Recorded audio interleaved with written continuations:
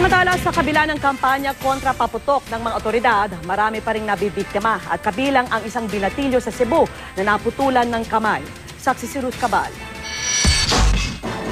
Dahil sa pinagbabawal na pikulo, nauka ang daliri ng isang lalaking 11 anyos na sinugod sa Philippine Orthopedic Center sa Quezon City.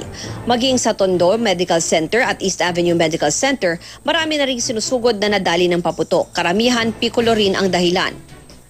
Mas malala pa nga ang sinapit ng ilan. Ayon sa Health Department, may bata sa Iloilo na naputulan ng hintuturo. At sa Cebu, may 14 anyos na naputulan ng kanang kamay dahil sa paputok na Super Yolanda. Hanggang kaninang umaga, mahigit 130 firecracker-related injuries na ang naitala ng DOH. 82 ang dahil sa pikulo. Kaya naglabas na ng bagong TV ad ang DOH kontra paputok. Sana, di na lang ako nagpaputok noon. Sa kabila ng mga ganitong kampanya, marami pa rin nagpapaputok at bata pa ang ilan, tulad sa Pangasinan. Meron ding nagkakaskas ng watusi na matagal na ring pinagbabawal. Bakit gusto mo magpuputok? Masaya. Masaya. Masaya magpuputok. Ayaw mo ng turotota lang? Hindi. Ayaw mo ng turotota? Gusto mo paputok? Hindi ka ba natatakot na maputulan ng daliri pag naputokan? Hindi po. Sa Tondo sa Maynila nga, ang malakas na pikulo pa ang sinisindihan ng mga bata. Baka mamaya yung kamay mo, maputukan ka. Hindi po. Hindi po. Sige po, sige kami.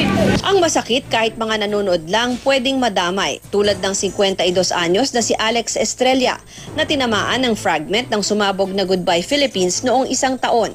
Iwasan na nila magpaputok ng malalakas.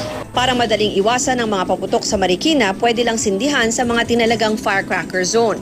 Pero sa Barangay Bangkal, Pio del Pilar at Magallanes ng Makati City, bawal kahit saan ang paputok pati pailaw bilang pag-iingat kasunod ng gas leak sa kalapit na West Tower Condominium noong 2010.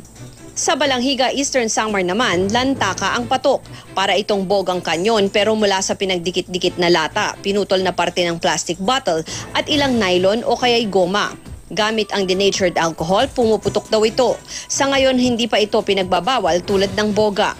Marami ka ng lataka. Anong ginagawa mo? Pinapaputok mo ng sabay-sabay? Oo. Kasi maingay. Maganda bang salubungin ng bagong taon na maingay? Oo. Para sa'yo? Bakit? Kasi masaya. Ako, si Ruth Cabal, ang inyong saksi.